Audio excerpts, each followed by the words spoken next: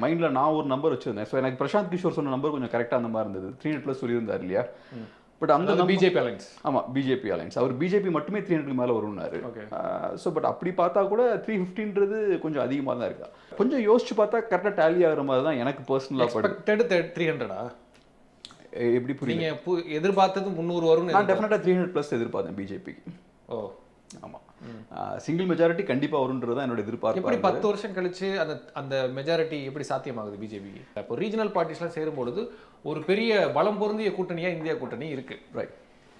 அப்படிப்பட்ட கூட்டணிகிட்ட ஒரு கட்சி வந்து 10 வருஷம் கழிச்சு தாண்டியும் இவ்வளோ பெரிய மெஜாரிட்டியில் ஜெயிக்க முடியும் அப்படின்னு இந்த ப்ரெடிக்ஷன்ஸ் எல்லாம் வந்து அது எப்படி சாத்தியமாகுதுன்றது தான் மறுபடியும் என்னுடைய கேள்வி. அது எப்படி நடக்குது?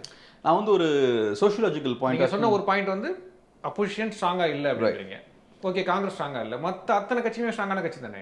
நீங்கள் இப்படி கூட கேட்கலாமே, 10 வருஷம் கழிச்சும் ஏன் அப்போசிஷனால் ஸ்ட்ராங்காக எழும்பி வர முடியல? ஏன்னா டெக்னிக்கலாக 10 வருஷம் கழிச்சு மோடி தானே வீக்காக இருக்கணும் அப்படின்றது தானே ஒரு கேள்வி. ஸோ இப்போ இவிஎம் மிஷின்ஸில் தான் பிரச்சனைனா இந்தியாவில் அதுதான் பிரதானமான ஒரு ப்ராப்ளம். இப்போ யோசிச்சு பாருங்கள், இவிஎம் மிஷின்ஸில் கோளாறு இருக்குது, பிஜேபி ஜெயிக்கிறதுக்கு அது ஒரு வசதியை ஏற்படுத்தி கொடுக்குதுன்னா இந்தியாவோட ஜனநாயகமே காலின்னு அர்த்தம். ஸோ இப்போ இங்கே இருக்கக்கூடிய எல்லா கட்சிகளோட பிரதான வேலை என்னவா இருக்கணும்னா UCC, CAA, farm laws, article 370 இதெல்லாம் இஷ்யூ கிடையாது. இதை மட்டும் தான் ஃபோக்கஸ் பண்ணி எல்லாரும் வந்து போராடணும். தங்களுடைய இயலாமையை வந்து அது மேலே போட்டு போகிறது, பழிதூக்கி போட்டு போகிறது, ஒருவேளை தோத்துட்டா மேபி அப்படி இருக்கலாம். பட் நான் என்ன சொல்ல வரேன், நீங்கள் தப்பு நினச்சிங்கன்னா கிரவுண்டுக்கு வாங்க, சாலிடாக இறங்கி கிரவுண்டில் வந்து போராடுங்க. இப்போ என்ன நடக்குதுன்னா இவிஎம் மெஷின் சரியில்லை அப்படின்ற ஒரு ஹிண்ட்டை நீங்கள் கொடுக்குறீங்க. அதுக்கப்புறம் ஊடகங்கள் என்ன பண்ணுறாங்கன்னா ஒரு செக்ஷன் இவிஎம் மெஷின் சரியில்லை அப்படின்ற கேம்பெயினை அவங்க கொண்டு போகிறாங்க. இது ஆக்சுவலாக என்ன பண்ணுதுன்னா மக்களுக்கு எலெக்ஷன்ஸ் மேலே இருக்கக்கூடிய அந்த நம்பிக்கையை கம்மி பண்ணுது. வணக்கம் கேப்ரியல். வணக்கம், எப்படி இருக்கீங்க? நல்லா இருக்கேன், நீங்கள் எப்படி இருக்கீங்க? நல்லா இருக்கேன். பரபரப்பான எக்ஸிட் போல்ஸ் ரிசல்ட்ஸ்லாம் வந்திருக்கு. ரைட். இது வந்து ஒரு ஆச்சரியத்தை கொடுக்குதா, இல்லை ஆஸ் யூஷுவல் பிஜேபி ஜெயிக்க போகுது அப்படின்னு பலரும் சொன்ன மாதிரி அந்த மாதிரியான மைண்ட் செட் இருக்கா? எனக்கு சீரியஸாக பெரிய ஆச்சரியம் இல்லை. பட் நான் வச்சுருந்த நம்பர்ஸ் விட கொஞ்சம் அதிகமாக தான் இருக்குது. மைண்டில் நான் ஒரு நம்பர் வச்சுருந்தேன். ஸோ எனக்கு பிரசாந்த் கிஷோர் சொன்ன நம்பர் கொஞ்சம் கரெக்டாக அந்த மாதிரி இருந்தது. 300+ சொல்லியிருந்தார் இல்லையா? பட் அந்த பிஜேபி அலைன்ஸ். ஆமாம், பிஜேபி அலைன்ஸ். அவர் பிஜேபி மட்டுமே 300 மேலே வரும்னாரு. ஸோ பட் அப்படி பார்த்தா கூட 350ன்றது கொஞ்சம் அதிகமாக தான் இருக்கா. அதுவும் சில ஏஜென்சிஸ் வந்து 400+லாம் கொடுத்துருக்காங்க.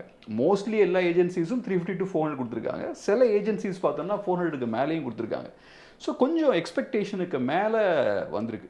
பட் இது எனக்கு என்னமோ பெரிய கொஞ்சம் யோசிச்சு பார்த்தா கரெக்டாக டேலி ஆகிற மாதிரி தான் எனக்கு பர்சனலாக படுது. 300 எப்படி புரியுங்க? எதிர்பார்த்தது 300 வரும். நான் டெஃபினட்டாக 300+ எதிர்பார்த்தேன் பிஜேபிக்கு. ஓ ஆமாம், சிங்கிள் மெஜாரிட்டி கண்டிப்பாக வரும்ன்றது தான் என்னோட எதிர்பார்ப்பு. எப்படி 10 வருஷம் கழிச்சு அந்த மெஜாரிட்டி எப்படி சாத்தியமாகுது பிஜேபிக்கு? நான் பர்சனலாக என்ன பார்க்குறேன்னா கிரவுண்டில் பிஜேபிக்கு பெரிய போட்டி இல்லை, அப்போசிஷன் ரொம்ப வீக்காக இருக்குது. இந்த எலெக்ஷனை பொறுத்தளவில் வேவ்லெஸ் எலெக்ஷன் அது. ஸோ இந்த 2019, 2014 பார்த்தோம்னா பிஜேபி பெரிய நரேட்டிவும் பிஜேபி இல்லை, பெரிய நரேட்டிவ் இல்லை. ஆனால் அது ஒரு ரீசன் இருக்குது, பிஜேபி பெரிய நரேட்டிவை பில்ட் பண்ண ட்ரை பண்ணல. ஏன்னா 2014, 19 பார்த்தோம்னா பெரிய ஒரு லீடர்ஷிப் வேக்கும் இருந்தது.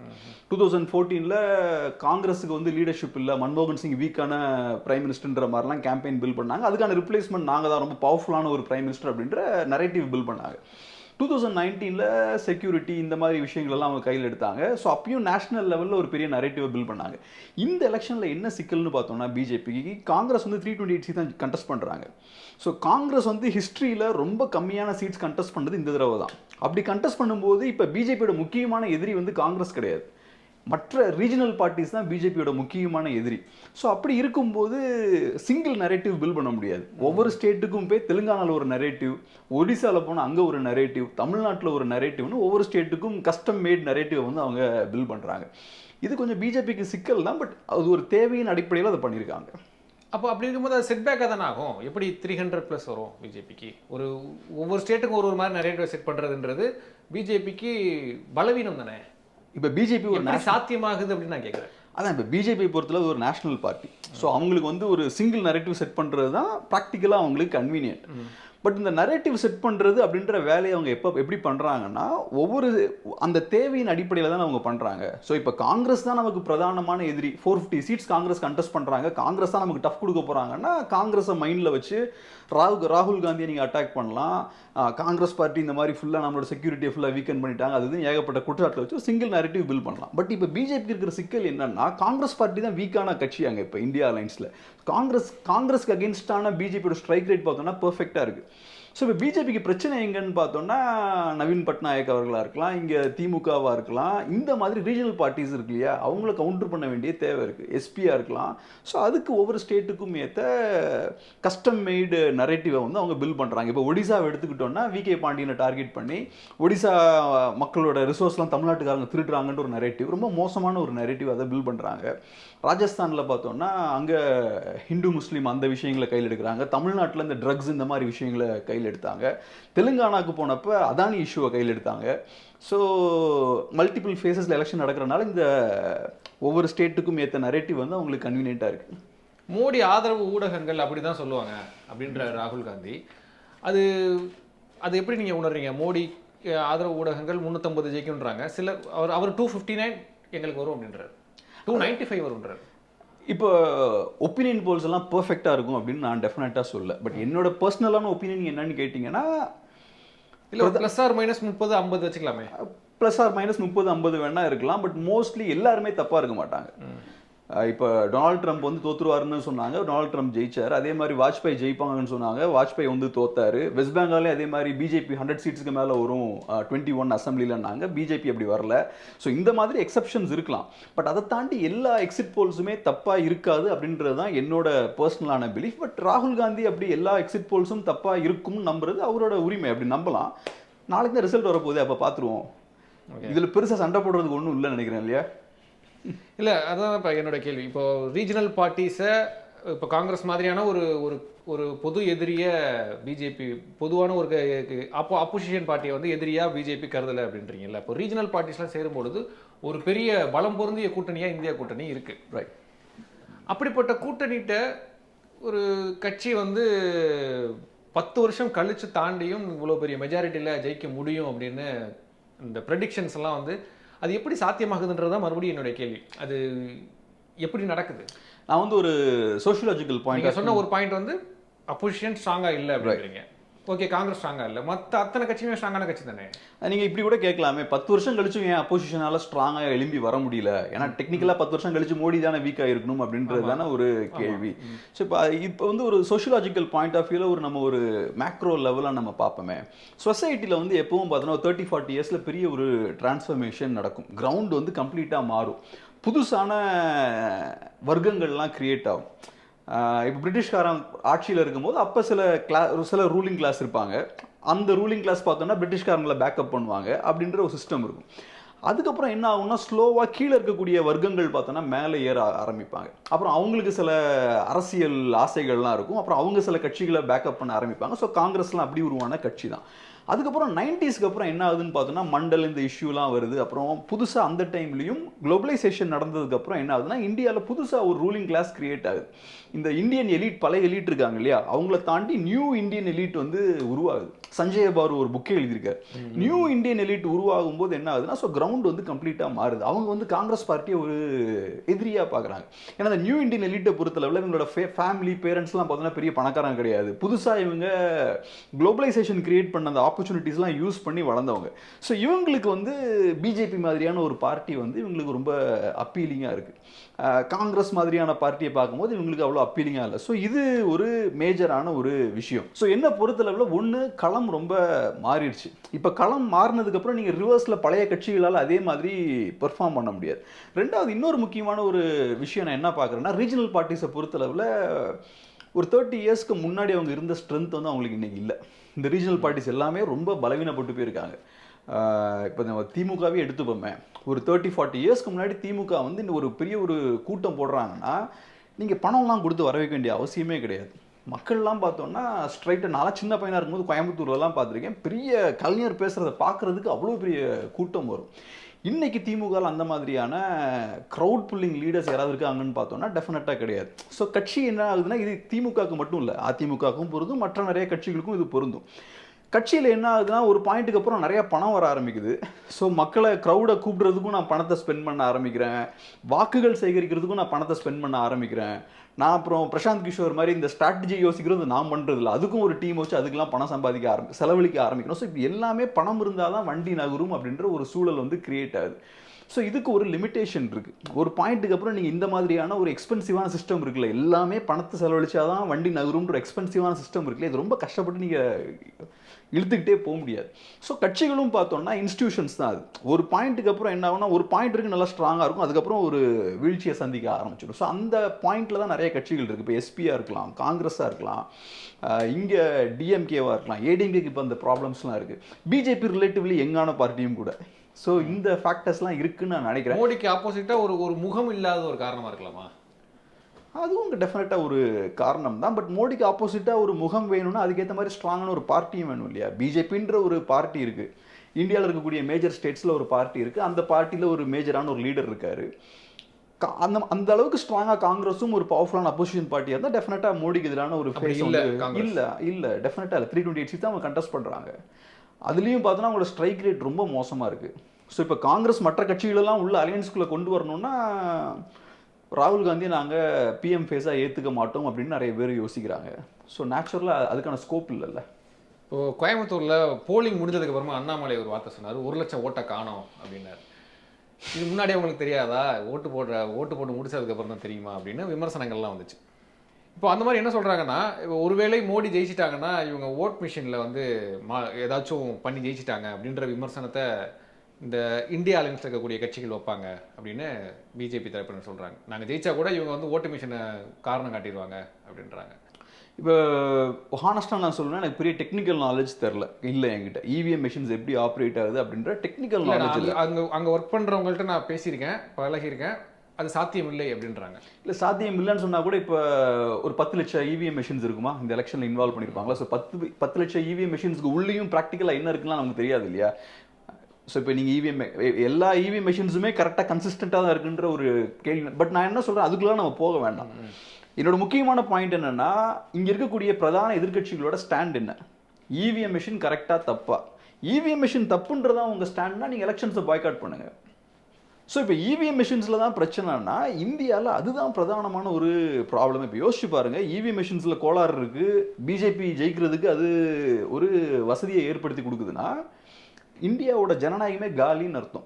ஸோ இப்போ இங்கே இருக்கக்கூடிய எல்லா கட்சிகளோட பிரதான வேலை என்னவாக இருக்கணும்னா, UCC, CAA, farm laws, article 370 இதெல்லாம் இஷ்யூ கிடையாது. இதை மட்டும்தான் ஃபோக்கஸ் பண்ணி எல்லாரும் வந்து போராடணும். ஆனால் எந்த கட்சியும் எதுவும் பெருசாக பேசலையே. அஃபிஷியலான ஸ்டாண்ட் என்ன? எந்த கட்சியும் ஒரு ப்ராப்பரான அஃபிஷியல் ஸ்டாண்ட் எடுக்கலையே. ராகுல் காந்தி பொத்தாம் பொதுவாக பேசிட்டு போகிறாரு, பிரியங்கா காந்தி அதே மாதிரி கொஞ்சம் ஒரு மாதிரி நாசுக்கு அவங்களும் இவி மிஷினை லைட்டாக ஒரு பஞ்ச் வச்சு பேசிட்டு போகிறாங்க. சாம் பெட்ரூடு அப்படி பேசுகிறாரு, இங்கே ஆர்எஸ் பாரதி அப்படி பேசுகிறாரு. தங்களுடைய இயலாமையை வந்து அது மேலே போட்டு போகிறது, பழி தூக்கி போட்டு போகிறது, ஒருவேளை தோத்துட்டா மேபி அப்படி இருக்கலாம். பட் நான் என்ன சொல்ல வரேன், நீங்கள் தப்பு நினச்சிங்கன்னா கிரவுண்டுக்கு வாங்க, சாலிடாக இறங்கி கிரவுண்டில் வந்து போராடுங்க. இப்போ என்ன நடக்குதுன்னா, இவிஎம் மெஷின் சரியில்லை அப்படின்ற ஒரு ஹிண்ட்டை நீங்கள் கொடுக்குறீங்க. அதுக்கப்புறம் ஊடகங்கள் என்ன பண்ணுறாங்கன்னா, ஒரு செக்ஷன் இவிஎம் மெஷின் சரியில்லை அப்படின்ற கேம்பெயினை அவங்க கொண்டு போகிறாங்க. இது ஆக்சுவலாக என்ன பண்ணுதுன்னா, மக்களுக்கு எலெக்ஷன்ஸ் மேலே இருக்கக்கூடிய அந்த நம்பிக்கையை கம்மி பண்ணுது. 2004, 2019 கம்பேர் பண்ணும்போது இந்த எலெக்ஷனில் பார்த்தோன்னா ஓட்டர்ஸ் பர்சன்டேஜ் வந்து ட்ராப் ஆகிருக்கு. ஸோ இதுக்கான ஆக்சுவல் ரீசன் என்னன்னு தெரில. சில பேர் இப்போ பிரசாந்த் கிஷோர்கிட்ட கேட்கும்போது மேபி வெயில் அதிகமாக இருந்திருக்கலான்ற மாதிரி சொன்னார். பட் நான் இதுவும் ஒரு ஃபேக்டராக இருக்குன்னு பார்க்குறேன். ஸோ மக்கள் வந்து வாக்களிக்கலைன்னா ஏதோ ஒரு வகையில் அவனுக்கு சிஸ்டம் மேலே நம்பிக்கை இல்லைன்னு தானே அர்த்தம். ஸோ இந்த மாதிரி நீங்கள் சொல்லும்போது என்ன ஆகுதுன்னா, இந்தியா அலையன்ஸுக்கு ஓட்டு போடக்கூடிய மக்கள் என்ன நினைப்பாங்க, நான் ஓட்டு போட்டாலும் என் ஓட்டுக்கு ஒன்றும் வேல்யூ இல்லை, ஏன்னா எப்படி மோடிஜி தான் ஜெயிக்க போகிறார், ஏன்னா இவி மெஷின் சரியில்லை, அப்புறம் எதுக்கு நான் போய் ஓட்டு போடணும்னு தான் நினைப்பாங்க. ஸோ அதனால் இந்த மாதிரி கேம்பெயின் வந்து ரொம்ப டேஞ்சரஸான ஒரு விஷயம். ஸோ நீங்கள் நம்புறீங்கன்னா சாலிடான ஒரு ஸ்டாண்ட் எடுத்து ஃபுல்லாக ஃபைட் பண்ணுங்க அதை. அப்புறம் நான் ப்ராக்டிக்கலாக பார்க்கும்போது எனக்கு இன்னொரு விஷயத்தை நான் அப்சர்வ் பண்ணுறேன். என்னென்னா, இப்போ இவிஎம் மெஷின் மோசம்னு எல்லாம் சொல்கிறாங்க, ஆனால் ஒரு எம்பி எவ்வளோ செலவழிப்பார்னு நினைக்கிறீங்க ஒரு தொகுதிக்கு? இந்த லோக்சபா எலெக்ஷனில் ஒரு கண்டெஸ்ட் பண்ணுறோன்னா எவ்வளோ செலவழிப்பார்? ஆவரேஜாக 40-50 crore செலவழிப்பார். லோக்சபானா 6 சட்டமன்ற தொகுதிக்கு 10 கோடின்னு வச்சுட்டாலும் 60 கோடி 70 கோடி சொல்லலாம். ஆமாம். ஸோ இப்போ வந்து ஒரு 40-50 மினிமம் கன்சர்வேட்டிவ் எஸ்டிமேட் 40 to 18 சொல்கிறாங்க, 40-50 வச்சுப்போம் நம்ம. ஸோ இது வந்து பிஸ்னஸ் தான். நான் 50 கோடி ரூபா இன்வெஸ்ட் பண்ணுறேன்னா இது பிஸ்னஸ் தான். என் பிளான் என்னன்னா 50 கோடி நான் போட்டுட்டு ஒரு 200-300 கோடி நான் திருப்பி எடுக்கணுன்றது தான் என் பிளான். ஸோ இப்போ நான் இந்த பிஸ்னஸில் ஒரு பொலிட்டிஷியன் 50 கோடி ரூபா இன்வெஸ்ட் பண்ணுறாருன்னா இவிஎம் மிஷின் மேலே நம்பிக்கை இல்லாமல் அவர் இன்வெஸ்ட் பண்ணுவாரா அப்படின்ற ஒரு கேள்வி இருக்குது.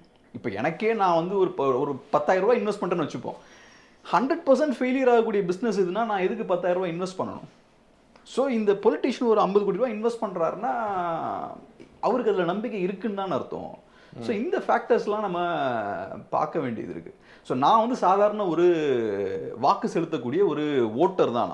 எனக்கு இதில் ஒன்றும் பெரிய ஸ்டேக்ஸ் கிடையாது. நான் போய் ஒரு கட்சிக்கு ஓட் போட போகிறேன், அந்த கட்சி தோற்று போச்சுன்னா அடுத்த திருப்பி போய் ஓட் போட போகிறேன். பட் இதில் 50 கோடி ரூபா இன்வெஸ்ட் பண்ணுறவங்க சிஸ்டம் நம்புறானே. ஆமாம், இப்போ தான் விவிபேட்லாம் மக்கள் கேட்கறதுனால விவிபேட் கொடுக்குறாங்க, தேவைப்பட்டால் அதையும் எண்ணணும் அப்படின்லாம் கோரிக்கை எதிர்கட்சிகள் வைக்கிறாங்க. சரி, ஓகே, அது ஃபைன். தமிழ்நாட்டுக்கு வருவோமே. தமிழ்நாட்டில் இருக்கக்கூடிய அந்த எக்ஸிட் போல்ஸ் நிலவரங்களை நீங்கள் எப்படி உணர்றீங்க? இது வந்து எதிர்பார்த்தது தான் அப்படின்னு சொல்கிறாங்க. 39 ஜெயிக்குன்றாங்க திமுக. அது அந்த எக்ஸிட் போல்ஸை பொறுத்தளவில் எனக்கு சில சர்ப்ரைசஸ்ன்னு நான் சில விஷயங்கள் சொல்லலாம். இப்போ கர்நாடகாவை பொறுத்தளவில் எல்லாருமே பரவாயில்ல. இங்கே பேசின விஷயம் என்னென்னா, போன தடவை பிஜேபி வந்து பீக்கை டச் பண்ணிட்டாங்க. ஸோ இந்த தடவை ஒரு 10 சீட்ஸாவது, மினிமம் 10 சீட்ஸாவது அவங்க இழக்க வேண்டியிருக்கும்.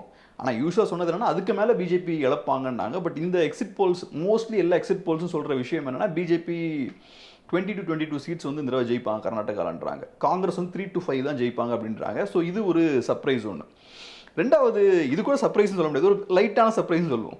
மேஜர் சர்ப்ரைஸ் வந்து பஞ்சாப். ஆம் ஆத்மி கட்சி 0 to 2 சீட்ஸ் தான் ஜெயிப்பாங்க அப்படின்றதான் பரவாயில்ல எல்லா கருத்து கணிப்புமே சொல்லுது, ஒப்பீனியன் போல்ஸும் சொல்லுது. ஆம் ஆத்மியை பொறுத்தளவு இப்போ ரீசெண்டாக அசம்பிளியில் அவங்க கம்ப்ளீட்டாக ஸ்வீப் பண்ணுறாங்க. அதுக்கப்புறம் இவ்வளோ பெரிய வீழ்ச்சி அவங்களுக்கு ஏற்படுதுன்னா இதுவும் கொஞ்சம் நமக்கு கொஞ்சம் இந்த விஷயம் ரொம்ப சர்ப்ரைசிங்காக. அவங்க ரூலிங் பார்ட்டி கூட்டணியில் இந்த சிரோன்மணி அகாலிதளம் இப்போ பிஜேபியோட கூட்டணியில் இல்லை. கரெக்ட். இதெல்லாம் நமக்கு.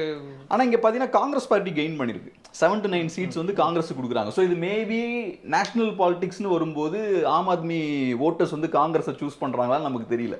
இது நம்ம ரிசல்ட் வந்து கர்நாடகாவில் மோடி வந்து பெரிய ரோட் ஷோ நடத்தியும் அவங்களால ஆட்சியை பிடிக்க முடியல. அதற்கு பிறகு நடக்கிற தேர்தல் இது. ரைட். ஸோ இந்த 2 ஃபேக்டர்ஸ் வந்து எனக்கு கொஞ்சம் சர்ப்ரைசிங்காக இருக்குது. இதோட சேர்ந்து தமிழ்நாட்டிலையும் ஒரு சர்ப்ரைஸ் இருக்குது. ஏன்னா என்டிஏக்கு வந்து அவங்க 22% ஓட்ஸ் கொடுத்துருக்காங்க. குறிப்பாக ஆக்சிஸ் மை இந்தியா ஒப்பீனியன் போல 22% என்டிஏ கொடுத்துருக்காங்க. தமிழ்நாட்டில் என்டிஏக்கு 22%, அதில் பிஜேபிக்கு 14% கொடுத்துருக்காங்க. இந்தியா அலைன்ஸுக்கு 46%, இந்தியா அலைன்ஸ் பார்ட்டிஸ் எல்லாம் சேர்த்து அவங்க 46% கொடுத்துருக்காங்க. ஏடிஎம்கேக்கு 21 தான் கொடுத்துருக்காங்க. ஸோ இப்போ இந்த கணக்கு வச்சு பார்க்கும்போது என்டிஏ வந்து செகண்ட் பிக்கஸ்ட் பொலிட்டிக்கல் ஃபோர்ஸாக தமிழ்நாட்டில் வருது. இந்தியா அலையன்ஸுக்கு அப்புறம் என்டிஏ வருது, 3வது தான் ஏடிஎம்கே வருது. பிஜேபி மட்டும் தனியாக எத்தனை பர்சன்டேஜ்? 14%. ஆக்சிஸ் மை இந்தியா கொடுத்துருக்குது என்னன்னா 14% கொடுத்துருக்காங்க. தாமரை சின்னத்தில் போட்டிட்டவங்களுடைய ஓட்டு பிஜேபியோட கேண்டிடேட்ஸ் அவங்களுக்கு வந்து 14% கொடுத்துருக்காங்க. ஸோ இது வந்து இது இன்கேஸ் இது உண்மையாக இருக்குமே ஆனால் இந்த விஷயம் நாளைக்கு ரிசல்ட்ஸ் வரும்போது இதே ரிசல்ட்டை வந்து பிஜேபி ப்ரொடியூஸ் பண்ணுறாங்கன்னா இது மேஜர் ஜம்ப். இது ஓகே, பிஜேபிக்கு இது ஒரு பெரிய ஒரு பூஸ்டாக இருக்கும். ஸோ தமிழ்நாடு அளவுக்கு வளர்கிறதுக்கு யார் காரணம் தமிழ்நாட்டில்? இது ஒரு தனி டிஸ்கஷன் தான். நான் ஃபஸ்ட்டு மேஜர் காரணம் என்ன தெரியுமா சொல்லுவேன், இப்போ தமிழ்நாடு மாதிரி ஒரு ஸ்டேட்டில் பிஜேபி ரொம்ப ஸ்ட்ராங்காக வளர்கிறதுக்கு காரணம் என்னென்னா இப்போ நார்த்தில் பிஜேபி ஃபுல் ஸ்ட்ரென்த்தில் இருக்காங்க.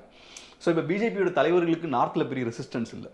யூபியில், ராஜஸ்தானில், குஜராத்லலாம் பெரிய ரெசிஸ்டன்ஸ் இல்லை. அந்த மாதிரி சூழலில் என்ன ஆகும்னா அவங்களுக்கு ஒரு கோர் பேஸ் இருக்குது. அந்த கோர் பேஸ் தாண்டி மற்ற இடங்களில் போய் அவங்க ஒர்க் பண்ணலாம். தமிழ்நாடு மாதிரி ஸ்டேட்டில் போய் அக்ரெசிவாக ஒர்க் பண்ண முடியும். கேரளா மாதிரியான ஸ்டேட்டில் போய் அக்ரெசிவாக ஒர்க் பண்ண முடியும். ஒரு பாயிண்ட்டில் வந்து இந்த தடவை காஷ்மீரை வந்து கையெழுவிட்டாங்க. காஷ்மீரில் கண்டெஸ்ட் பண்ணல. பட் 2014 ஜெயிச்சதுக்கப்புறம் காஷ்மீர் இதே மாதிரி ஃபுல் ஃபோக்கஸ் பண்ணாங்க. ஸோ அந்த மாதிரி எக்ஸ்பான்ஷனுக்கான வேலையை பண்ண முடியும். இப்போ ஒரு பெரிய ஒரு மல்டிநேஷனல் கம்பெனி இருக்குன்னு வச்சுப்போம், யூஎஸ் பேஸ்டாக இருக்கான். அவன் ஊரில் நல்லா மார்க்கெட்டை ஸ்ட்ராங் கிடந்து என்ன பண்ணுவான், எக்ஸ்பான்ஷன் மோடில் அவன் போவான். ஸோ இந்த மாதிரியான ஒரு பிஜேபி மாதிரி ஒரு கட்சி தமிழ்நாட்டில் எக்ஸ்பாண்ட் ஆகி வருதுன்னா கோரில் நல்லா ஸ்ட்ராங்காக இருக்காங்க. ஸோ பெரிஃபெரியில் அவங்க எக்ஸ்பேண்ட் ஆகி போகிறாங்க அப்படின்றது ஒன்று நம்ம பார்க்கலாம். ரெண்டாவது, பிஜேபியோட அந்த பொலிட்டிக்ஸ் இருக்குல்ல, டிவிசிவ் பொலிட்டிக்ஸ் இருக்குல்ல, பிளவுபடுத்தக்கூடிய அந்த பொலிட்டிக்ஸ் இருக்குல்ல, அது ஓரளவுக்கு இப்போ தமிழ்நாட்டிலையுமே ஒர்க் ஆக ஆரம்பிக்குது. அது ஒரு வியூ வந்து இங்கே இருக்கக்கூடிய கட்சிகள் இடம் கொடுக்குது பிஜேபி வளர. அதுவும் ஒரு ஃபேக்டர் தான் கண்டிப்பாக. இப்போ ஒரு பிஜேபி மாதிரியான ஒரு மேஜர் ஃபோர்ஸ் வந்து இப்போ தமிழ்நாடு மாதிரியான ஒரு ஸ்டேட்டுக்குள்ளே வருதுன்னா ஏதோ இங்கே இருக்கக்கூடிய சின்ன சின்ன ஃபோர்ஸஸாக இருக்கலாம், பெரிய கட்சிகளாக கூட இருக்கலாமே. பிஜேபியோட சேர்ந்து ஒர்க் பண்ணால் அவங்களுக்கு சில பெனிஃபிட்ஸ் அதனால வரும் இல்லையா. ஸோ ஏதோ ஒரு வகையில் அவங்க லூசன் அப் பண்ணுவாங்க. சில ஓப்பனாக பண்ணுவாங்க சில பேர் வந்து மறைமுகமாக பண்ணுவாங்க. அவங்களும் டெஃபினட்டாக டோர்ஸ் ஓப்பன் பண்ணி கொடுக்குறாங்க. பட் பிஜேபியோட பிகெஸ்ட் ஸ்ட்ரென்த் நான் எப்படி பார்க்குறேன்னா, அவங்க கோரில் ரொம்ப ஸ்ட்ராங்காக இருக்காங்க. ஸோ அவங்களுக்கு வந்து தமிழ்நாடு மாதிரியான ஒரு ஸ்டேட்டை நல்லா அக்ரெசிவாக புஷ் பண்ணி உள்ளே வரதுக்கான ஒரு ஸ்பேஸ் அவங்களுக்கே கிரியேட் பண்ண முடியுது. அது ஒன்று நடந்துட்டு இருக்குன்னு நான் பார்க்குறேன். ஸோ ஒரு ஸ்வீப் திமுக பண்ணும் அப்படின்னு நினைக்கிறீங்களா? தமிழ்நாட்டில் ஆக்சிஸ் மை இந்தியா போலோட ஒப்பீனியன் போல் வச்சு பார்க்கும்போது 33 to 37 சீட்ஸ் வந்து டிஎம்கே வாங்குன்றாங்க, பிஜேபி 1 to 3 வாங்குன்றாங்க, ஏடிஎம்கேக்கு அவங்க எதுவும் கொடுக்கலன்னு நினைக்கிறேன். ஸோ அந்த வகையில் 33 to 37 அது க்ளீன் ஸ்வீப். ஏடிஎம்கே எல்லாருமே வந்து ஒரு அண்டர் எஸ்டிமேட் பண்ணுறாங்களா? அண்டர் எஸ்டிமேட்ன்றது எனக்கு தெரியல. நம்ம எலெக்ஷன் ரிசல்ட்ஸ் பார்த்தா தான் நமக்கு கிளியராக சொல்ல முடியும். ஏன்னா இப்போ ஏடிஎம்கேக்கு இருக்கக்கூடிய பிகெஸ்ட் சேலஞ்ச் என்னன்னா, ஒரு காலத்தில் நாம் தமிழருக்கு 3% ஓட்டு இருந்தது. ஒரு போன எலெக்ஷன் முந்தின எலெக்ஷன் அவங்களுக்கு 3% ஓட்டு தான் நினைக்கிறேன் இல்லையா? பிஜேபிக்கு 3-4% ஓட்ஸ் இருந்தது. ஸோ அந்த மாதிரி சூழலில் ஏடிஎம்கேக்கு நாம் தமிழர் அட்வான்டேஜாக இருந்தது. நாம் தமிழரை வச்சு அவங்க நாம் தமிழர் வச்சுன்னு சொல்ல மாட்டேன், நாம் தமிழர் டிஎம்கேவை அட்டாக் பண்ணும்போது டிஎம்கேக்கு தான் ப்ராப்ளமாக இருந்தது. இப்போ நாம் தமிழர் 7% வாக்குகள் வச்சுருக்காங்க. 7% இருந்து பெரிய நம்பர். இப்போ நெக்ஸ்ட் டைம் ஒரு 10 போகிறாங்கன்னு வச்சுப்போம், 7 பெருசு, 10 போனாங்கன்னா இன்னும் பெரிய நம்பர் ஆகி போயிடும். ஸோ இப்போ என்ன ஆகுதுன்னா, ஏடிஎம்கேயோட கோர் ஓட்ஸ் வந்து நாம் தமிழர் ஒரு சைடில் பிரிக்கிறாங்க. ஏன்னா எல்லாம் ஆன்டி டிஎம்கே ஓட்ஸ் இது எல்லாமே. இன்னொரு சைடில் பிஜேபி இன்னொரு சைடு பிரிக்கிறாங்க. இதில் இன்னும் மேஜரான ஒரு ப்ராப்ளம் என்னன்னா, மைனாரிட்டி ஓட்ஸும் பிரிஞ்சு போயிருக்கு. இப்போ பிஜேபி அலைன்ஸை பிரேக் பண்ணாலும் இன்னும் மைனாரிட்டி ஓட்ஸ் இங்கே ஷிஃப்ட் ஆகலை. ஏன்னா டிஎம்கே கூட தான் இந்தியா அலைன்ஸ் இருக்குது. ஸோ நேஷ்னல் லெவலில் பிஜேபிக்கு எதிரான ஃபோர்ஸ்னா டிஎம்கே அண்ட் இந்தியா அலைன்ஸ் தான் மக்கள் பார்க்குறாங்க. ஸோ மைனாரிட்டி ஓட்ஸும் இங்கே வரல. ஸோ இந்த ஓட்ஸ்லாம் நீங்கள் பிரிங்க. அது போக டிடிவி தினகரன் அப்புறம் சவுத்தில் தேவர் ஓட்ஸ்லாம் பிரிஞ்சிருச்சு அப்படின்றாங்க. ஏடிஎம்கே விட்டு அவங்கெல்லாம் வெளில போயிட்டாங்கன்னு சொல்கிறாங்க. ஸோ இதெல்லாம் நீங்கள் கனெக்ட் பண்ணி பார்க்கும்போது ஏடிஎம்கே கன்சிடரபிளான ஒரு ஓட் ஷேரை இழந்திருக்கக்கூடிய வாய்ப்பு இருக்குது. பட் நம்ம அது ரிசல்ட்ஸ் பார்ப்போம். ரிசல்ட்ஸ் வந்தால் தான் நமக்கு தெரியும். பட் இப்போ பார்க்கும்போது இந்த ஃபேக்டர்ஸ்லாம் மேபி ப்ளே ஆகிருக்கலாமோன்னு தோணுது. 22ன்றதுலாம் ரொம்ப கம்மி ஏடிஎம்கேக்கு. ஏன்னா அவங்க 40க்கு மேலாம் வாங்கினவங்க. 21. ஓகே, ஒரு 30 தக்க வச்சுட்டாங்கன்னா 26 தைரியமாக சந்திப்பார் இபிஎஸ். ஆமாம், நீங்கள் சொன்ன மாதிரி தமிழ்நாட்டிலேயே உள்ளதுலேயே சாலிடான ஓட் பேஸ் உள்ள கட்சினா அது ஏடிஎம்கே தான். எப்பவும் அவங்க சாலிடாக 35% 40% வரைக்கும் ஓட்ஸை வந்து கையில் வச்சுருப்பாங்க. இப்போ இந்த லாஸ்ட் எலெக்ஷன் அசம்பிளி எலெக்ஷனில் தான் அது ரொம்ப அடி வாங்கிருச்சு. அந்த ரோலை திமுக எடுத்துட்டாங்க. 35% ஓட்ஸ் வந்து திமுக கைக்கு போயிருச்சு. ஏடிஎம்கேக்கு 23 or 24 ஏதோ 22 25 எக்ஸாக்டாக ஞாபகம் இல்லை. ஸோ இது ஒரு பெரிய ஒரு சேலஞ்ச் இப்போ இபிஎஸ் அவர்களுக்கு இந்த எலெக்ஷனில் ஏதாவது கொஞ்சம் மினிமம் பெர்ஃபார்ம் பண்ணும். 21% ஜெயிக்கிறாரோ இல்லையோ தன்னுடைய ஓட் ஷேர் தக்க வச்சுட்டாலே போதும். 100% அதை பண்ணணும். அப்போ தான் மற்ற கட்சிகளுக்கும் ஏடிஎம்கே மேலே ஒரு நம்பிக்கை இருக்கும். ஸோ நாளைக்கு இவங்களோட நம்ம அலைன்ஸ் வைக்கலாம் அப்படின்ற ஒரு நம்பிக்கை இருக்கும். மக்களுக்கும் இவங்களுக்கு நம்ம ஓட்டு போட்டோம்னா ஓட்டு வேஸ்ட் ஆகாது அப்படின்ற ஒரு நம்பிக்கை இருக்கணும். ஸோ பேசிக்காக ஒரு 30% ஒரு 28-30% ஓட்ஸை வாங்கினா தான் அது வந்து ஏடிஎம்கேக்கு ரெஸ்பெக்டபுளாக இருக்கும். அதை டெஃபினட்டாக செய்யணும். ஸோ அது பார்ப்போம் எப்படி என்ன நடக்குதுன்னு. ஒரு சில தொகுதிகளில் ஏடிஎம்கேக்கு வாய்ப்பு இருக்குது, திமுகவுக்கும் அதிமுகவுக்கும் கடும் போட்டி இருக்குன்றாங்க. ஆனால் அதையும் தாண்டி ஒரு ஏடிஎம்கே ஜெயிக்காது, பிஜேபி ஒரு சில இடங்களில் ஜெயிக்கணும்னு கருத்து கணிப்புகள் சொல்கிறதுலாம் ரொம்ப ஆச்சரியமாக இருக்குது. அது இப்போ எனக்கு வந்து ஒரு டவுட் இருக்குது. என்னென்னா, இப்போ அண்ணாமலை அவர்களோட பிகெஸ்ட் ஸ்ட்ரென்த் என்னென்னா, நேஷனல் மீடியாவை நல்லா அவர் இன்ஃப்ளூன்ஸ் பண்ணியிருக்காரு. இந்த லாஸ்ட் ஒரு 4 இயர்ஸில் நீங்கள் 3-4 இயர்ஸ் பார்த்தீங்கன்னா அண்ணாமலைக்கு வந்து நேஷனல் மீடியா மேலே நல்ல ஹோல்டு இருக்குது. பெரிய பெரிய நியூஸ் சேனலில் அண்ணாமலை அவர்களுக்கு பர்சனலாக நல்ல கவரேஜ் கிடைக்குது. டைம்ஸ் நோவில் அண்ணாமலை தோற்பாருன்னு போட்டிருந்தாங்க, சிங்கை ராமச்சந்திரன் ஜெயிப்பான்னு சொல்லியிருந்தாங்க. இல்லை, அது மேபி இருக்கலாம். பட் நான் சொல்வதுன்னா அந்த கவரேஜ் பார்த்தீங்கன்னா அவருக்கு நல்லா கொடுக்குது. ஸோ இப்போ அப்படி ஆகும்போது என்ன ஆகும்னா, எதுக்கு நான் சொல்கிறேன்னா, நார்த்தில் BJP is growing booming, Annamalai அவர்கள் ஒரு பெரிய லீடர் அப்படின்ற ஒரு இமேஜ் வந்து நார்த்தில் ஊடகங்கள் மத்தியில் இருக்குது. இது உண்மையாகவும் இருக்கலாம், பொய்யாகவும் இருக்கலாம். நான் அண்ணாமலை அவர்களை குறைச்செல்லாம் இட போடலை. பட் இது வந்து அந்த மாதிரியான ஒரு கருத்துருவாக்கம் அங்கே இருக்குது. ஸோ மேபி அந்த பார்வையில் அவங்க தமிழ்நாடு அப்ரோச் பண்ணுறாங்களோன்ற ஒரு டவுட்டும் இருக்குது. ஸோ இங்கே மேபி 10% ரியாலிட்டி வேற மாதிரி இருக்கும்.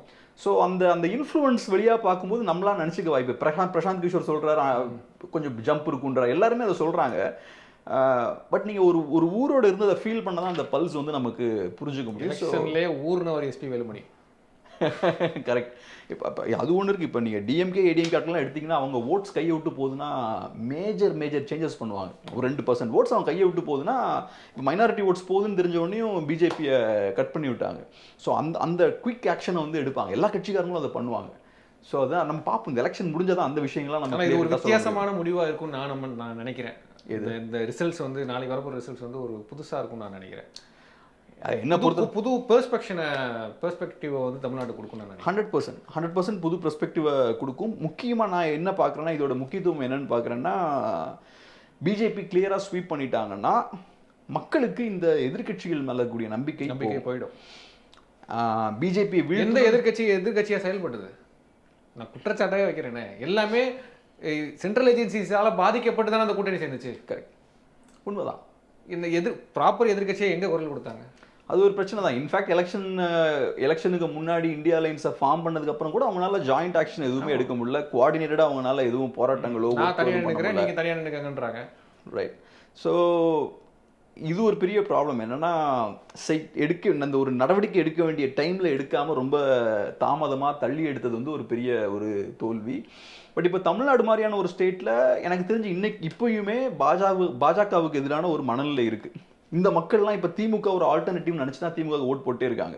இங்க இருக்க ஊடகங்களும் அதுக்கேற்ற மாதிரி என்டிஏ கண்டிப்பா தோத்துரும் அப்படின்ற ஒரு இமேஜை வந்து எலெக்ஷன் ஸ்டார்ட் ஆனதுலேருந்து இப்போ வரைக்கும் பில் பண்ணிட்டு இருக்காங்க. பட் இஃப் இன்கேஸ் இப்போ பாஜக ஜெயிக்கிறாங்கன்னா 2014, 2019, இப்போ 2024 கண்டினியூஸாக 3 எலெக்ஷன் பாஜக ஜெயிக்கிறாங்கன்னா பிஜேபிக்கு எதிராக வாக்களிக்கணுன்ற மைண்ட் செட் இருக்கக்கூடிய மக்களோட எண்ணம் என்னவா இருக்கும்னு யோசிச்சு பாருங்க. ஸோ இந்த கட்சிகளை நம்பி நீ பிரோஜனம் இல்லை, காங்கிரஸை நம்பி பிரோஜனம் இல்லை, இங்கே திமுகவை நம்பி நம்ம பிரோஜனம் இல்லை. அந்த மாதிரியான ஒரு மைண்ட் செட்டுக்கு மக்கள் வர்றதுக்கான வாய்ப்பு இருக்கு. ஸோ அது புது அரசியல்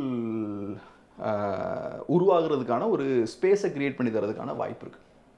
பார்க்கலாம். நாளைக்கு இன்னும் சில மணி நேரங்கள் தான் இருக்குது, அதுக்குள்ள தெரிஞ்சிடும் இந்தியாவை யார் ஆளப் போகிறார்கள் அப்படின்ட்டு. மீண்டும் நம்ம சந்திச்சு பேசுவோம். இவ்வளோ நேரம் உங்களுடைய கருத்துக்களை போய் நமக்கு ரொம்ப நன்றி. நன்றி.